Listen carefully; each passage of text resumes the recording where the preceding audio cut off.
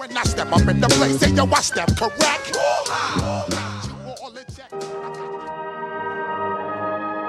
Welcome back to Turner Classic Movies. I'm Ben Mankiewicz.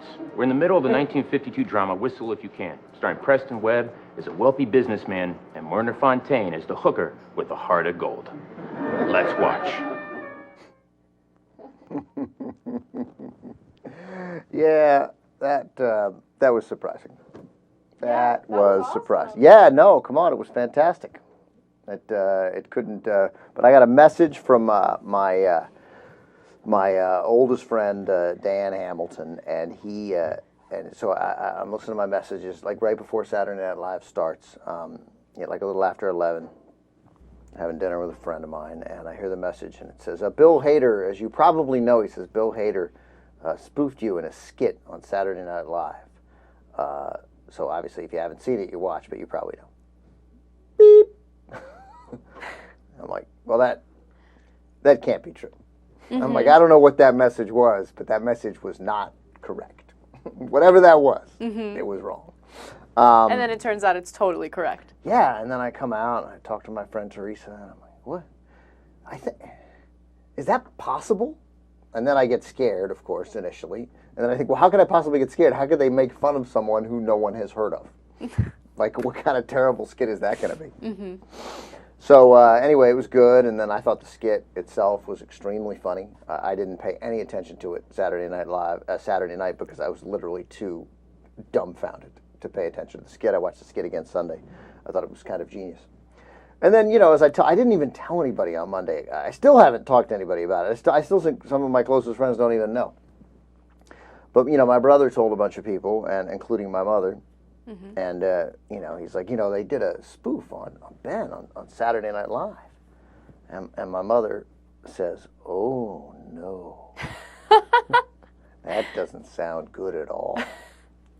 And my brother's like, my brother Josh is a correspondent for Dateline, and he says, no, Dateline, the same guy, Bill Hader, does a spoof of Keith Morrison, the Dateline correspondent, who always seems to do many of those disaster stories. Right.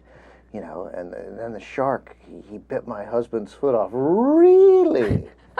Was there a lot of blood? Was it painful?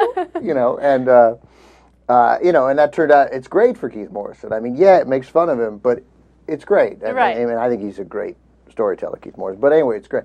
So my brother's like, no. First of all, there's nothing wrong with the skit. Secondly, it wouldn't matter. It's great. It's it's part of the national conversation. It's a bit of an extreme thing, my brother said, but nonetheless. Mm-hmm. And then my mother says, swear to God, direct quote, I don't know. That Tina Fey didn't do Sarah Palin any favors. Oh, I mean, yeah, when you initially find out that they're spoofing you on SNL, you're thinking the worst. I could totally understand that fear. But I think it was totally harmless. It was funny. Yeah. I loved it. I loved how they got him to look exactly like you. Yeah, it was not. First of all, nothing makes me regret having a goatee more than seeing that little piece of video. I'm like, oh, man. Yeah, that goatee has got to go. Yeah. But anyway, but it was good, and I'm glad. Obviously, I'm glad they did it, and it was awesome. It was fantastic. Yeah, that is awesome. And I think awesome. I'm suspecting of Alec Baldwin, who probably made that happen in some way, being the host of the Essentials on TCM, and obviously approved of any TCM skit. If it was, he would never do a skit that besmirched TCM in a billion years. And when they told Alec Baldwin who I was, he was probably, yeah, he was that guy. You never know. No. I met Alec Baldwin at the film festival. He could not have been nicer. And for all the big stars at the film festival, that was sort of my biggest thrill. I'm super happy that you just said that because Alec Baldwin is someone that we want to get on the show, and he's one of Jank's man crushes. Totally, yeah. Yeah, so I've heard from a couple different people that Alec Baldwin isn't exactly the most delightful person when you meet him in person. But I'm glad that you met him and had a good experience. He was really decent to me. Everyone at TCM who's dealt with him in Atlanta, like he's not like he isn't like a quiet go along to get along guy. He's what you'd think he is. He's on. He's like but everybody. He makes everybody laugh in Atlanta. Everybody likes working with him. He's been incredibly decent to everybody. I don't know. I've never heard a bad thing about him. He's he's opinionated, and he lets you know his opinions, and he's really smart. And I was really nervous when I met him at the film festival a couple weeks ago. Extremely nervous. And he was kind enough to, talk to me and, say nice things to me. So it was great. Did you have something to say, JR? No? All right, why don't we get to some of these stories? Yeah, some of these are really good stories. Okay, back in March, we talked about a woman by the name of Louise Chavez, and she was gambling at a casino in Colorado. Hold on, what's her name? Louise Chavez. Jesus, do you know her? All right, just checking. All right, she was gambling on the penny slots at Fortune Valley Casino in Colorado. The penny slots. The penny slots. All right. Don't diss the penny slots. You can win some good money on those things. But anyway, I digress. No, you can't. Yes, I won $1,000 on the penny slots. That's ridiculous. You're wasting your time. $1,000 is not ridiculous, and it's not a waste of time. I don't even believe that. Okay, continue. Okay, so she's gambling on the penny slots in Colorado, and all of a sudden she hits the jackpot, right? $42 million jackpot. On the penny slots? On the penny slots. There's a $42 million jackpot at the Fortune Valley Casino in Central City, Colorado? Hold on, the plot thickens. All right. So she goes to collect her winnings, and of course the casino management is like, wait a minute, we think that there's a glitch here. Because posted on the slot machine is the maximum possible win, which is $251,000. So it's impossible for her to be able to win $42 million. That's not the max even win. Even though it says you've hit the jackpot, and the jackpot says $42 million. Yes, exactly. Oy. So she's like, no. You guys don't understand. This is what the machine says. You guys owe me the $42 million. Don't tell me that I didn't win the jackpot. She makes this big situation out of it, right? And yeah, well, so would I. Yeah, I would too. Right. So the casino, instead of paying her the money, they treat her to a free breakfast. And they said, look, we need to have the Division of Gaming, the Colorado Division of Gaming, investigate this to make sure that it wasn't a glitch in the machine, and we need to figure out what your real winnings are, okay? So they did the investigation. Guess how much money they are going to give Louise Chavez? How much? $20.18. Oh, my God.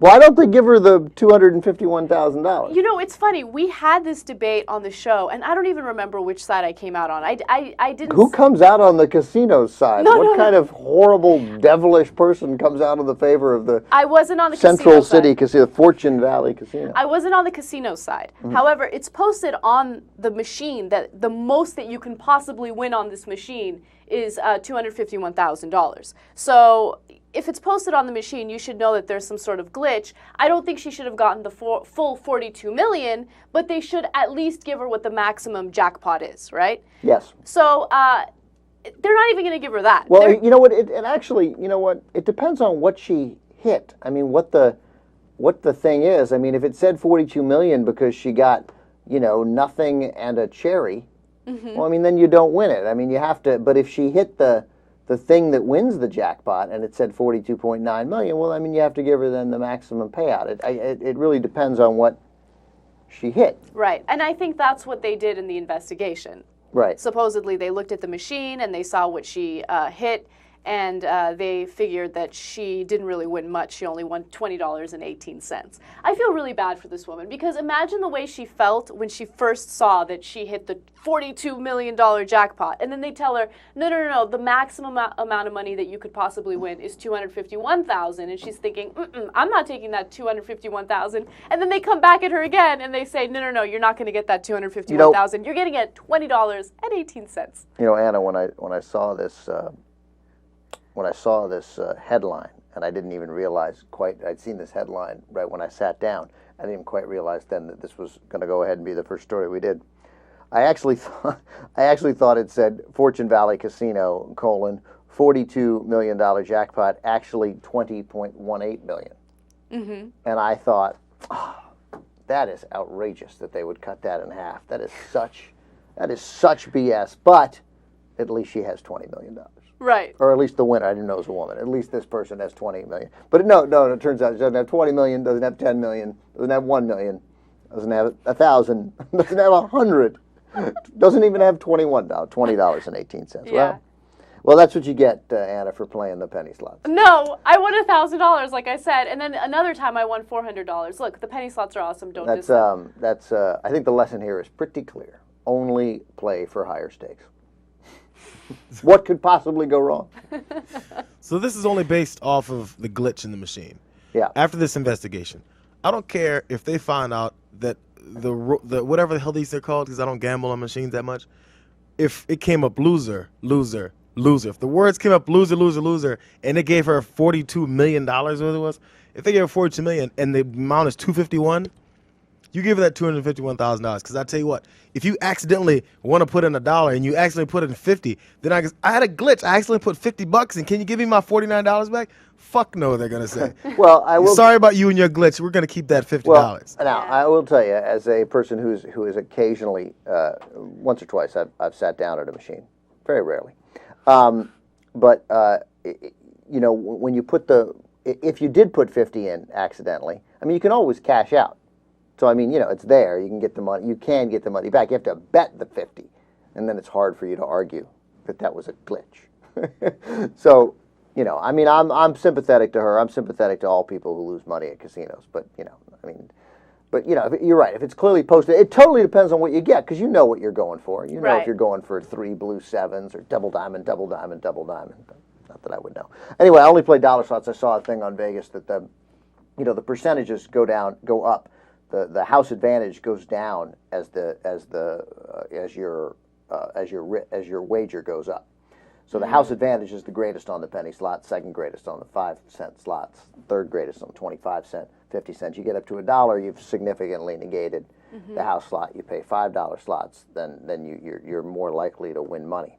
I play dollar slots when I play. I mean, you shouldn't play slots at all, but I get so frustrated playing blackjack or gambling at all. So blackjack is awesome. I love blackjack. I mean, but it's the most awesome thing in the world. It is. But what you just told me right now makes me feel even more proud of myself for winning that $1,000. Feeling proud of yourself. Yeah, you did a nice job. It was really good. All right, let's go to the next story. We talked about the Cleveland Cavaliers and how there was a vicious rumor about LeBron James's mother and how she allegedly slept with Delonte West. Well, now Delonte West is another player on the team. Yes, Delonte West is another player on the team. Now there's a former NBA player, Calvin Murphy, who's come forward and he's saying it's absolutely true that Gloria James had an affair with Delonte West, and it is absolutely horrifying. Those are his words exactly. I don't know why he decided to get involved in this, but... how does he know? Yeah, how does he know? It's so funny. This is what he says. He says it ain't no rumor, and he's talking to ESPN in Houston, a radio station. And he says that it's absolutely true and absolutely horrifying. Unfortunately, my sources in the NBA tell me that it's absolutely true. My sources, and they're legit, tell me that the only people that didn't know it was happening was LeBron and me. Yeah, I mean, yeah, and I guess now no one. Right. Yeah, because I guess LeBron knows now. Calvin Murphy is an interesting fella. I heard about Calvin Murphy. Calvin Murphy, first of all, he was 5'7", I believe, 5'8" maybe. Played in the NBA for a lot of years. He was good. He played, I think, primarily with Houston. I think he played with initially. I'm stretching the bounds of my basketball knowledge here. I think he came up with the old San Diego franchise, and then also played with Houston. But I may be totally wrong. He definitely played with the Rockets. I think this was on the radio in Houston. Yeah. Yes. Yeah, so that makes sense. And he was a little fella. So, like, people rooted for him because he's playing sort of among giants. And then he is it in here, this story? Because he had some accusations. Yeah. Oh, yes, he did. Yeah, he was accused, and I guess not convicted, which is good, of sexually abusing 5 of his 14 daughters. Who he fathered with 9 different women. That's amazing. And then he also says James may take time off. No, he's not. Like, here's what I'm pretty sure isn't friends with Calvin Murphy, LeBron James. I mean, are they buddies? Is he a father figure? I don't think Calvin Murphy should spend much time being a father figure to anyone. He's got enough time being a father. Yeah, I don't. I mean, 14 different daughters with 9 different women. I mean, use a condom, for crying out loud. They had them in the 70s. I'm pretty sure. Yeah. Yeah, use a diaphragm, for crying out loud. Carry one with you. Buy a 36 pack and take them on the road. I have no beef with having sex with that many different women. Stop getting them pregnant. Yeah, how do you let it get that out of hand? And if you, well, I mean, you know what? I don't know whether he abused them. I hope he didn't. But if you don't abuse them either, just by the way. I'm not saying he did, but, you know. But who has 14 daughters? First of all, who has 14 daughters? Right. How does that happen?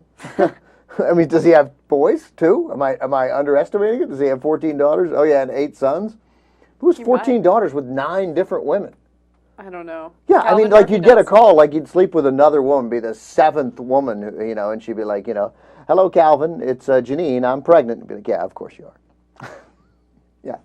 yeah, I know you are because I had sex with you. Yeah. But how do you let it get to that point? And especially if you're a woman sleeping with this man, right? If you know, like woman number 8, okay? If you know that this man has like 28 kids, wouldn't you want to protect yourself? So Yeah, I mean, also, like, I mean, he played in the NBA in the 70s. He didn't have that much money. I mean, I'm sure he was fairly rich, but I mean, use birth control, for crying out loud. It's relatively free. In fact, I'm pretty sure it is free at Planned Parenthood. Anyway, that's not the point of the story. The point of the story is Calvin Murphy should shut up. yes, I know. Most random commentator ever. Yeah, in this particular and why story. are they having this clown on the air I at don't know. ESPN Radio in Houston? And I don't know. And also, I don't know whether to believe the story. I don't care. It's so outrageous that I don't believe it.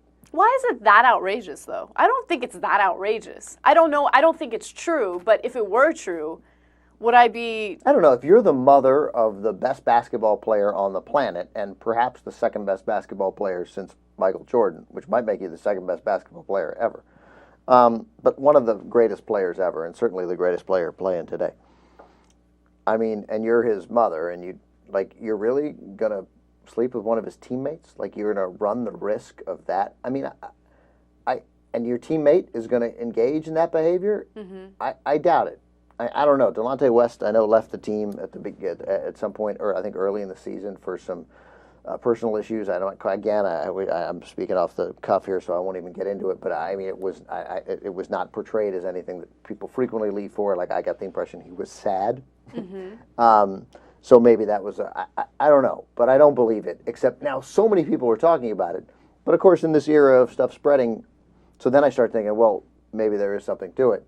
But my hunch is, when all is said and done, there won't be anything to it, and nothing would prove that more than next season if LeBron re-signed with the Cavaliers and Delonte West were still there. Do you think he will re-sign with the Cavaliers? I have no idea. I hope so. I think he'll probably end up. I don't see him ending up anywhere except. I have no idea. I base this on nothing on Chicago or Cleveland because I don't think the other possibilities are close enough to being good enough.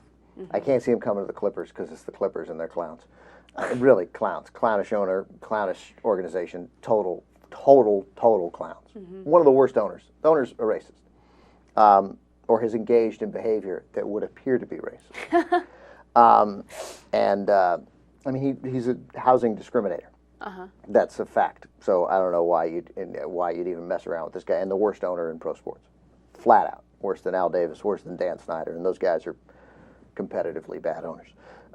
Donald Sterling's a terrible, terrible guy. It's a horribly run franchise. I can't see him do that, even though they actually have some talent going on there. New Jersey, they're just not close enough to being competitive. The Bulls seem like they have some pieces in place. You add LeBron, they could be pretty good. But the Cavaliers are right there. I mean, they keep winning 60 games. At some point, they'll make the right, you'd think there's a smart organization, they make the right changes, they get over the hump, win a championship. It's his hometown team. You know, he's from Akron. I don't know. I think he's going to end up in Chicago or Cleveland. I hope he stays in Cleveland. I think most sports fans hope he stays in Cleveland. All right. Why don't we take a break, and when we come back, we'll talk about Megan Fox possibly getting fired from Transformers 3. Real quick, though, before we take that break, but his teammates should stop doing his mother. Yes. Delonte West, stay away from LeBron James. Or the other teammates who are also apparently involved. That's what Calvin Murphy says. Right. If Calvin Murphy says it, probably It must true. be true. Right, exactly. All right. Young Turks, everybody. Ben with Anna here, Megan Fox. Yes. I read some piece, Rolling Stone Esquire, actually, I think it was, before Transformers 2 came out. And I came away with a different opinion of her. I didn't think she was an idiot. I didn't think she was an idiot, but it was easy to portray her that way because she's so beautiful and she was a Maxim girl, right? Yes. You know, when people pass judgment on stuff like that, and I don't really know anything about her. I don't know anything about anybody, but she said some insane things about the guy she works for, the guy who gave her this gigantic Michael break. Bay, right. Although the things she said about Transformer 2 were very clearly true. I don't know about Michael Bay. I've never worked for him. I don't know anything about him. I think Transformers 2 was unwatchable. Right. In fact, it's factually unwatchable. If you're over 14, it can't be watched. It cannot be watched. That's a fact. Everyone knows it. It was a pretty bad movie. That can be empirically proven. If you're 14 or under, I mean, who cares what you think? You'll like anything. But that said, I don't know how he is to work for. But she said, what did she say? She said some terrible things about what kind of guy he was to work for. Right. This was some time ago. Right. This was last year when after Transformers 2 had just come out. She did her round of interviews and she talked about Michael Bay and she says that it was like working for Hitler. She compared him to Napoleon. She said that he wants to be like Hitler, like sort of, right? She didn't say that it's like working for Hitler, or she didn't quite call him Hitler. She did. Oh, okay, all right. Well, yeah, she did. She said a lot of negative things about Michael Bay, and she also did a lot of other interviews where it seemed like she wasn't as grateful for the opportunity she was given in the movie. So now there are reports coming out that Megan Fox will not be in Transformers 3. Some people are saying that Michael Bay fired her. However, her representative has come forward and said, no, she decided that she wanted to quit. She was not fired. Yeah, all right. Yeah. Okay, all right. I don't know. I always tend to be on my gut instinct, and I know nothing about this, is to be on the side of the person who is not Michael Bay. Michael Bay doesn't need my help in any way. Michael Bay doesn't need anybody's help. He's got $1 billion. He makes whatever movie he wants to. He's got a great eye to make an action movie. He is disinterested in the story or what people say to each other. That seems obvious. But that said, he's got a great eye. He's an enormously talented person. He has talents that I could never have in a billion years. But he's a gazillionaire. And I liked that she said that in this movie, hey, there was nothing to this movie. There's no real story. They put me in short shorts and I run around the desert and they blow stuff up. I was like, well, that's largely true. And I admired her for saying it. I didn't know that she had compared him to Hitler. Which in this context isn't that bad because it's not like in politics where it means something. I mean, obviously he's not Hitler. He's a movie director. Right, of course. Right, so. And look, I'm not coming out on the side of Michael Bay either. There were reports that when she was auditioning for the part in Transformers, she went and washed his Ferrari, and that was part of the audition. I mean, there's a bunch of rumors that are circulating around about Michael Bay and Megan Fox. But one thing we do know for sure, after she did her round of interviews and she said all of these disparaging things about Michael Bay and the cast members sometimes, one of the cast members or crew members came out anonymously. I think it was three. Three of them, yes. And they posted this letter. Yeah, they posted this letter where they said the worst things about her. That it was like a scathing letter. letter. You know, that's part of what made me sympathetic to her. Like, okay, first of all, here's what she said. Michael Bay wants to create this insane, infamous madman reputation. He wants to be like Hitler on his sets, and he is. Whatever. So he's a nightmare to work for. And then his quote-unquote loyal members, this is according to Nikki Finke, who I could do without as well. And that's partially just because she said mean things about me, and all she had to do was call me. Just pick up the phone. I'll talk to you. Hello, this is Ben. Oh, hi. Yeah, what do you want to know? That's it. That's all it takes. When I was doing at the movies. Just call me. I'm in the book, for crying out loud. Take 2 seconds to find out how to reach me. I'm actually not in the book. But, you know, it would be easy. All she had to do was call me. And it just seems silly. Call you about what? I don't know. Like she's writing stuff about me. I don't want to get back into it because it's silly and nobody cares and it's a dead issue and it doesn't matter. But she wrote these negative things and which, I mean, I did a film criticism show. I can take the criticism. That part didn't really bother me. She purports to be this terrific sort of thoughtful reporter. And she breaks some big stories. She is certainly well connected here. She broke the story about Megan Fox getting fired. But she breaks the story. She's gotten a lot of stuff wrong, too. All she got to do is call. Just call. I mean, she should call. She should do her job. And she got some stuff wrong in there, and she should just pick up the phone. It's not easy. It's not hard to reach me. In fact, it's incredibly easy. But anyway, so she has this story anyway, and then apparently, according to her, I just want to give her credit because I'm reading largely from her story. So 3 loyal members, another story she broke of Bay's franchise, wrote on his website their response to Fox. And what they wrote was so mean, even if it was in response, because, I mean, Michael Bay can take it, or should be able to take it, for crying out loud. He's like the most powerful director in Hollywood. So, you know, he's going to be fine when a 22-year-old girl with very few acting chops criticizes him. He's going to be fine, especially when she goes so far and says he wants to be like Hitler, because then she seems so extreme. So, I mean, they didn't need to tear her apart the way they did. That's all. So then I was sympathetic to her. So the outcome of this is you feel sorry for her? I don't feel sorry for her. I think she's an idiot now. I didn't before. I mean, I think she's naive. I don't know whether she's an idiot. I've never met her. I have no idea. But when you're given this giant break, you have to understand. Should you, if he says, wash my car, say, no, I'm not going to wash your car. But you want me to work harder or do whatever you want done? Yeah, I'll get whatever. I don't know whether he asked her to wash your car. But I mean, get along.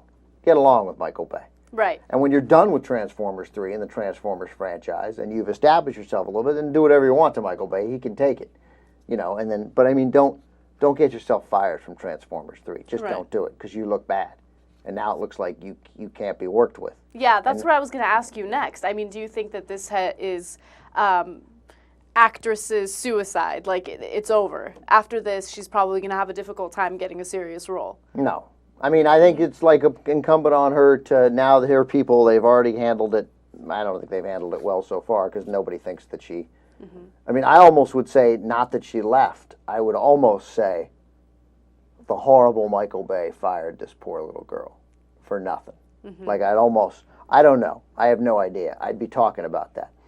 But anyway, she'll be fine. I'm sure they can handle it, but they got to handle it now. And she might be able to turn it into something. A lot more people know who she is now. Yeah, that's true. I mean, she was obviously well known, but I mean, I couldn't pick her up out of a lineup. If you gave me a lineup of like 6 incredibly hot Hollywood actresses, I'm not sure I would know her. Although I saw Transformers. She's a great-looking girl. She is great-looking, but look, before Transformers, she was extremely unknown. She was in a Kelly Ripa sitcom that I would watch, and I didn't even know Megan Fox was in it. Yeah, but she was like 9. Wasn't she? Yeah. I don't know if she was 9. She was like teenager. 12. Yeah, teenager. Yeah, that's right there. You see that picture right there? That's from the Kelly Ripa sitcom. That's Hope and Faith right there.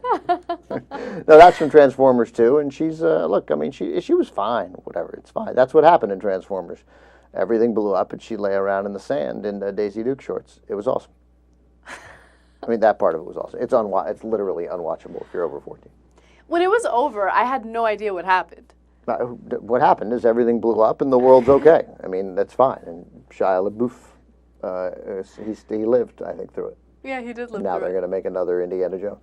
I don't think they're related.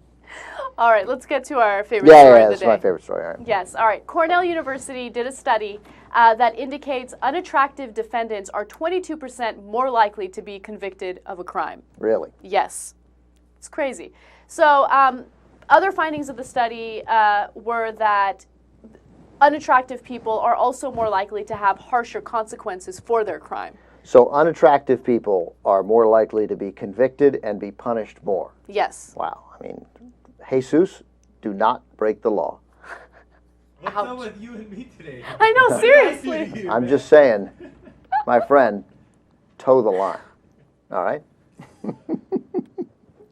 So the study's name is When Emotionality Trumps Reason, and what they did is they looked at 169 Cornell psychology undergraduates, and they used them in the study. They divided them into a group of rational respondents and a group of emotional respondents. And of course, those who use their emotions were more likely to convict the unattractive defendants. And so then they gave them each cases, real cases. They gave them the facts of the cases, and they let them, if I remember correctly, listen to the actual closing arguments of these cases. and the rational people were Rational, yes. and the emotional people were likely to base their decisions on whether the guy was good looking or not. Right, and other elements that are unimportant to the case. Right. So, I don't like the way he or she dresses. Things like that. Right. The good news, the only small bit of good news is that for the serious cases, for the murders, people pretty much stuck to the evidence. Yes, they did. But when it was not an incredibly serious infraction, they were more likely to punish the ugly. Right. It says in serious cases with strong evidence, there was little difference in the conviction rate between attractive and unattractive defendants. Do you think you would fall into the emotional or the rational category? Look, it's hard not to let your emotions get in the way, but I would like to think that I would fall under the rational category. I would like to think you would fall into the rational category. I would. Think you would fall into the rational. You know, it's funny because as I was reading the story, I thought about the one time that I was in a jury, and I was what do they call it? The leader of the jurors? The one who Well, they clearly made the right choice. They chose me. The foreperson. The foreperson. I forgot. Okay, that was like 2 years ago. But yeah, the foreperson. And it's hard not to get passionate about things like that. Like the certain case that I did. Well, you get passionate about what? Like what the guy was wearing? You started to get passionate about that? No. I didn't look at those kind of things at all. I did not care. Okay. But I have to tell you real quick what the case was about. Yeah, definitely. Okay, so there was a woman who was being prosecuted for attempted murder. No, this is a serious case. Yeah, with a deadly weapon. And she got into a fight with a parking attendant, okay? And she didn't want to pay the parking attendant. And the parking attendant needed her to give the money or else he was going to get in trouble, right? So she gets in her car and she's parked up against a wall with two cars on both sides of her. So she has to back out of the space. And he's like, you're not leaving until you give me the money. So he stands behind the car. Right. And he's like, I'm not leaving until you pay me, right? And she backed backs up and knocked him over. Yeah, she backed up and knocked him over. And, you know, she's saying, no, I felt threatened and I thought he was going to hurt me. And you're in a car. Yeah. He's not going to hurt you, you know? So she tried to make him sound like this lunatic who was going to physically harm her while she was locked in her car. And she backed up and she hit him and she injured him. So how are you going to not be against her? I guess that's what my case was. All right, two questions. Was she attractive? I don't even remember. Come on. I wasn't judging her attractiveness, I swear to God. But she was a middle-aged woman. I don't know. She was fine. Right, so no. What? You can't be an attractive middle-aged woman? You're the worst. Was he attractive? No. Really? No, he was very bad looking. Really? Then I would have let her go. Yeah. I mean, ugly people can recover from their injuries more easily. I just remembered something. So when we were deliberating, right? Yeah, real quick though, but, because, and I'm curious, I want to know how the deliberations went, because I could see you being threatened. I mean, if somebody boxes you in, I mean, there's a circumstance where you might be threatened and where you might think your only recourse was to drive out, or you think, I'm going to drive out, that's the only way they're going to. And also, or she could have charged. I mean, if he doesn't let her go, is he kidnapping her? Is he restraining her in some way? Because they're always like kidnapping charges when somebody doesn't let someone leave the room, and you're like, kidnapping to me is like the kids in the car. You yank the kid out of the car and you hide him in a closet and you call the parents and you're like, give me $50,000 or you're gonna never see your kid again. But so I don't know. I mean, like, first of all, to the parking attendant, you're gonna get in trouble. Don't let yourself get hit by a car for $10.50. I mean, I got it, but you get into a fight with somebody and they're like pushing your buttons, and then you feel like, and he's of course thinking, I'm gonna stand behind the car. She's not gonna back up, for crying out loud. Right. But anyway, so you're in deliberations. So in deliberations, it's funny because this is what made me think of the case. This story made me think of the case because when we were deliberating, the parking attendant had tattoos on his neck. Oh, right? My God, let her go. Oh, that's so funny because a lot of people said that. A lot of people brought that up. They're like, well, he is scary looking. He does have tattoos on his neck. Yeah, you can't block somebody in when you have tattoos on your neck. You got to let her go. She was terrified. God, I was so against her. I was really outspoken against her. Right, you were against her because those people were judging the people with the tattoos. Yeah, exactly. And you like guys with tattoos a little No, bit. I don't. I hate tattoos. What ethnicity was the guy, Anna? He was white. He was a white guy with tattoos? He was like one of those old school not bicyclists, what am I saying? Cyclists, motorcyclists. Oh, so he was He was like a biker guy. There we go. No, so he was like in the Aryan Brotherhood. So were there any black guys on the jury? No, absolutely not, because the defendants wouldn't have let any black guy on the jury because you would have let the woman go in a heartbeat, JR, because of course, obviously that guy was a racist. And the reason he was probably ugly because he had fights with the black and Mexican gangs when he was in prison where he got the tattoos. Case closed. She goes, convict him. He's a danger to society. Yeah, you should have been on the jury. Maybe then she would have had a fair case. All right, do I even have to say that I'm kidding about all this stuff? No, you don't have to say that. Hopefully. No, it seems like there's a no-brainer. I mean, okay, he's got her behind the car. You can't run somebody over with your car. Right. Right. Now, attempted murder, like I don't know if right. No. I could see that they do Right. that. I would have a tough. I don't know whether I'd. I mean, that may well have been the charge, and it would be tricky. Like you'd want to be like how about attempted using the vehicle as a weapon with intent to harm, something that's not like attempted murder. Right. You know, like she didn't walk up to the guy in a 7-Eleven and shoot him in the head, and he lived. Doesn't seem like that should be in the same league. That said, and also how fast did she run him over? Right. Did she back up at full speed, or did she back up and knock him over and then try and and get out, or did she like run over him and so forth? You know, and like with the tires and everything. Okay, I actually have the details to that. So after she hit him, she knocked him over, and she actually did leave. Right. Okay. Well, you gotta leave. And before she could leave, the cops found her because someone called the cops after they saw her run over the guy. Yeah, she had to make like a 3-point turn after she left. You know, I took her like 50 because she's a woman driver. Okay. There's so many opportunities in this story. It's so good. Yeah. I can't believe we haven't talked about your jury service. No, I think so she got convicted? Yeah, she did, of course. And there was no plea? You just flat out convicted her? Like they didn't. She pleaded not guilty. No, I mean, but she didn't. There wasn't a plea agreement before you returned the sentence. No, there wasn't. So you had the exciting moment of like you went into the jury room and then you came back out and then, will the defendant please rise? Yeah. And they said, well, has the jury reached a verdict? Yeah. And did you get to say yes? I did. And did you have to read the verdict or did you hand it to the judge? I read it.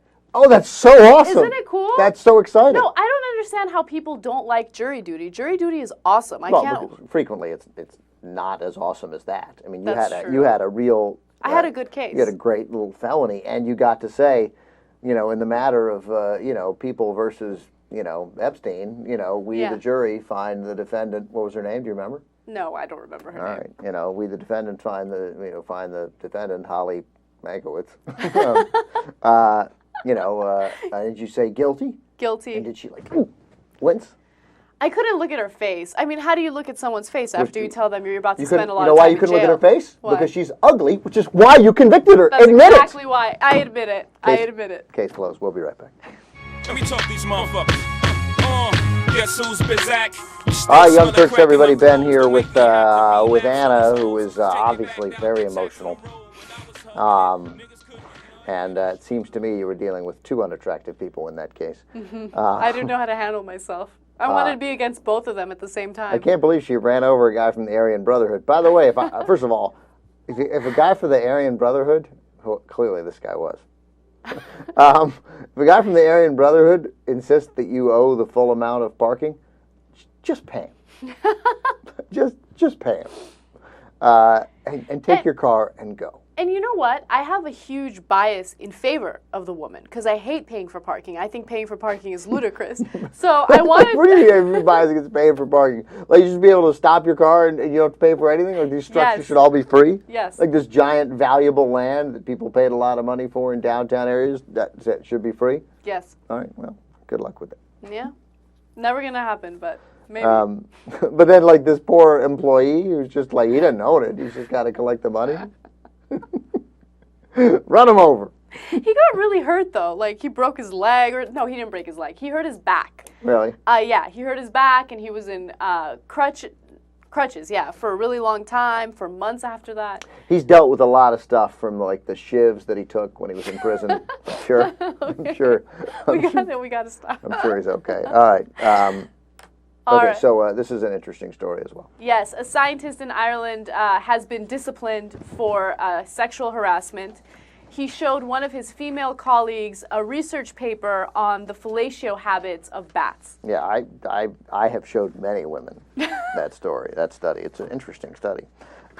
This story cracks me up. It's so hilarious. So he says that he showed her the paper in the context of an ongoing discussion between them about the evolutionary origins of human and animal behavior. Right, it just came up. He basically wanted to show her, like, look, humans aren't the only ones that partake in fellatio. We have bats that do the same thing. Right, because that was going to get her over the edge for him. Yeah.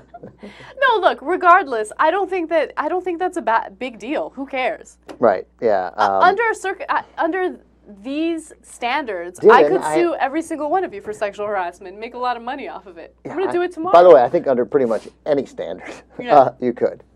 But she's going to be like, Dylan, I'm not going to engage in this type of behavior with you unless you can prove to me unequivocally that other animals engage in this type of behavior. So he was like, well, all right then. I'm going to go find a study. By the way, that was not an Irish accent in any way. So what is his consequence? He is on probation for the next 2 years. There's been a big outpouring of support for him in the academic community. Because this was a real study that he showed her. Right. It wasn't like he went home and sketched it out and he was like, bats do it. Yeah, exactly. Yeah. So it was a real peer-reviewed scientific study. Exactly, which is why I'm totally on his side and not on the woman's side. But he says that Then she ran him over, which I thought was it was a little weird. Yeah. So what was I going to say? Okay, so he says that he's worried because he's up for tenure. And he's worried that now that he has to face this disciplinary action. Yeah, 2 years, and he's got to get counseling. Mm-hmm. I don't understand. Well, first of all, you got to put it in a little context because she had accused him of stuff before. Right, like kissing her on the cheek. Yeah, I mean, first of all, I mean, the thing she needs to, she got to, first of all, he's probably a bit of a douche. Mm-hmm. Because, I mean, to get her to go to the campus authorities. Mm-hmm. I mean, a couple things. One, calm down, settle down. Because all he did was kiss her on the cheek, according to her, kiss her on the cheek, and comment on her appearance. Compliment her appearance. Yeah. You know, but she probably was like, hey, Dylan, his name is Dylan Evans. Dylan, enough with the kissing me on the cheek. Mm-hmm. He's probably doing it all the time. You know, hey, 6 times a day. He's like, we greeted each other already.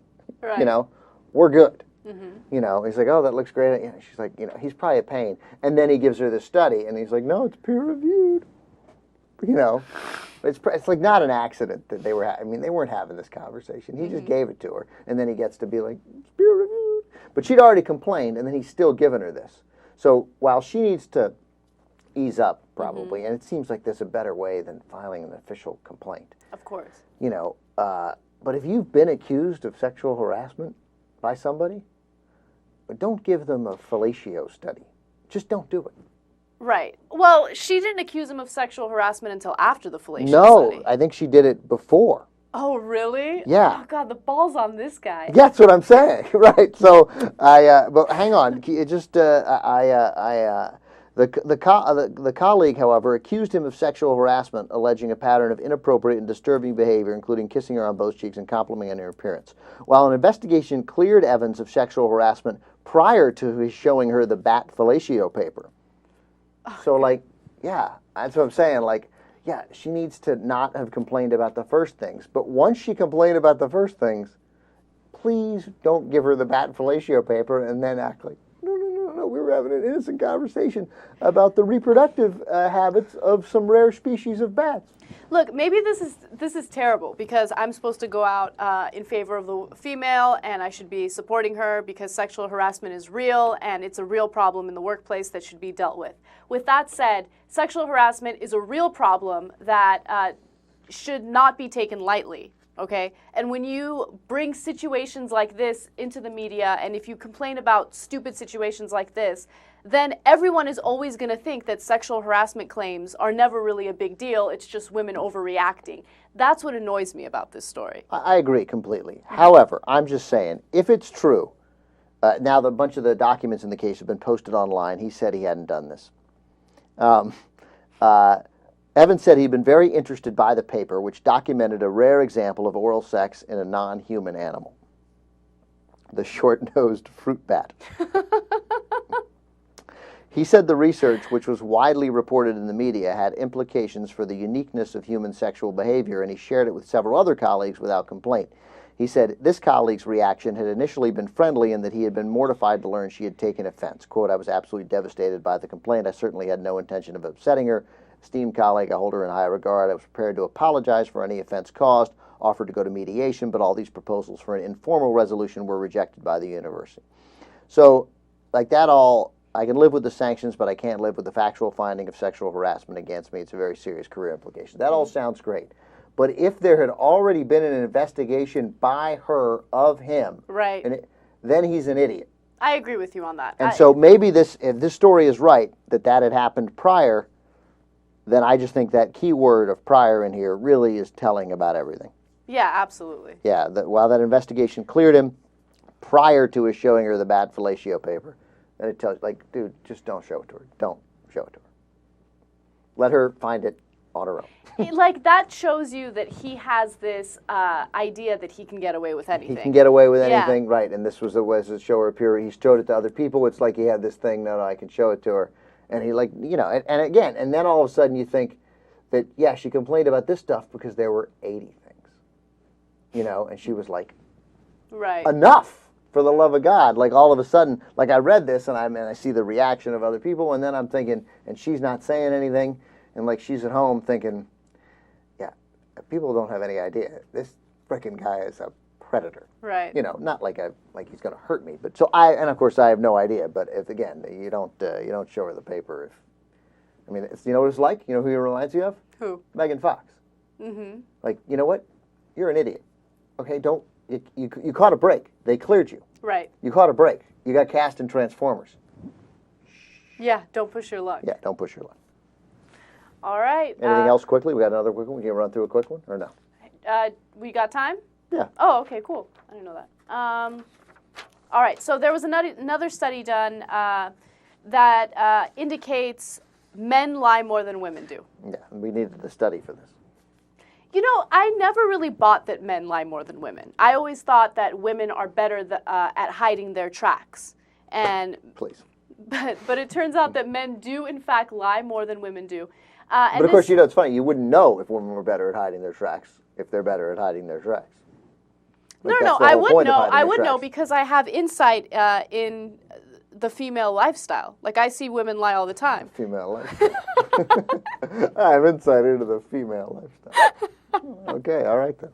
So I know how good women are at hiding their tracks. Yeah, look, everybody's good at it. I'm just kidding. I don't know how men. Men aren't that good at it. I think men get really sloppy, which is why they always get caught in affairs. At first, they're like, okay, you know, I got to be careful, and then later on in the affair, they're like this sloppy. guy. They get overconfident. They get overconfident. All right, look at this paper. It's about bats and oral sex. Look at it. Come on, look at it. By the way, if I were that female scientist, I would be ecstatic to read that paper. That sounds super interesting. Yeah. Bats giving oral sex, does that mean that they feel pleasure? Right. Yeah. But anyway, okay, let me move on. All right, so real quick. So there's one fact in here that I love in this story. Okay, so in this study, they polled 3,000 people, and the researchers found that men lie, on average, 3 times a day, whereas women lie 2 times a day. Men lie 3 times a day. It's awesome. Do you think it's more than that? I don't know. I just love the fact there's a study that men tell 3 lies a day. It's awesome. Like, I got up at 9, I told a lie around 10, and another one around 4, and then right before I went to bed, or, you know, just after dinner, I told another one at 8:30. Then I was good until 11 and went to bed. All right, now we're done. Good study. That was a British study. British men lie 3 times a day. American men, obviously, we're much more pure. We go to church more, so we don't lie nearly as much. All right, Anna, thank you. Young Turks, I'll be back tomorrow with Cenk, me and Cenk tomorrow, and Anna, of course. Thanks for watching, everybody. Hammers and 300.